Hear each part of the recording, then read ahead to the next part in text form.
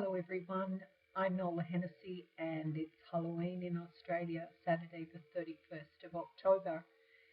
I'm going to deviate a little bit from what I had planned last week when I spoke um, about my memoir. And the reason for that is that this week has had some interesting revelations, and I want to talk about gratitude this week. And the reason for that is manifold. Earlier this week, two really special friends of mine in the United States, in Texas, were diagnosed with COVID, one with other complications other than COVID, and both of them have sort of ended up having to go to hospital, and one is still in hospital. And it would appear that their symptoms are manageable.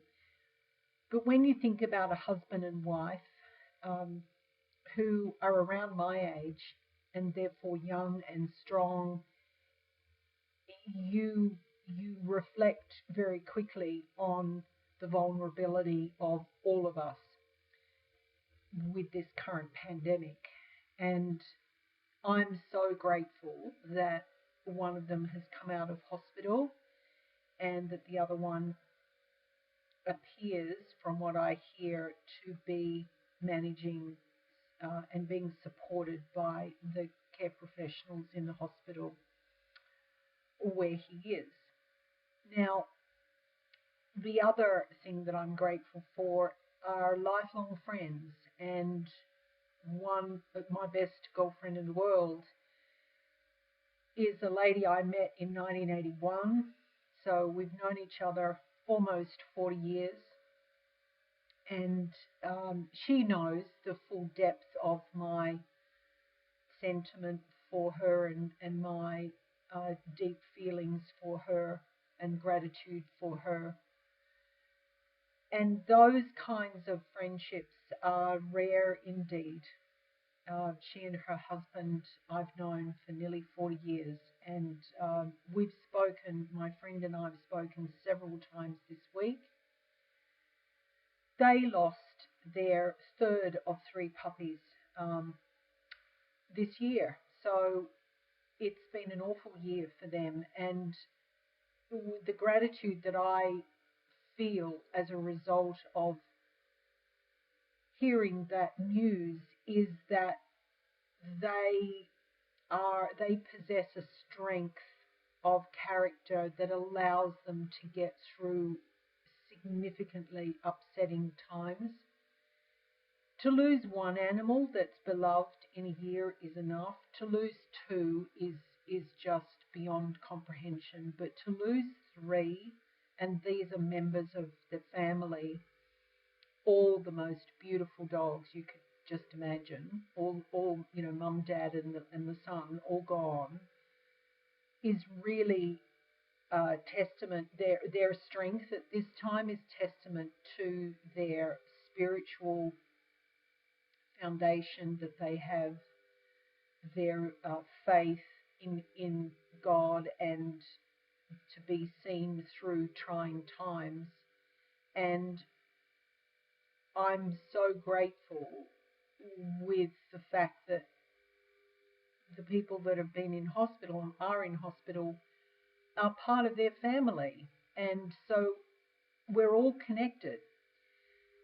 There's probably not one person on earth who doesn't know of somebody who has been sick with COVID, who has been hospitalized with COVID and perhaps has died from COVID.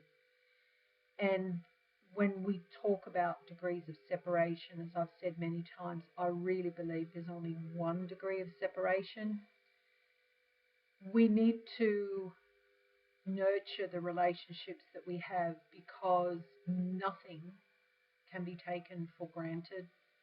And I've said that over and over in my life. It's what a lot of my memoir is about, that we see people's true colours come out at times of severe distress, And we really see people's intentions perhaps long after events have happened, long after our perceptions of people have first been recognised, and when we see people's character decline over time, it's really upsetting.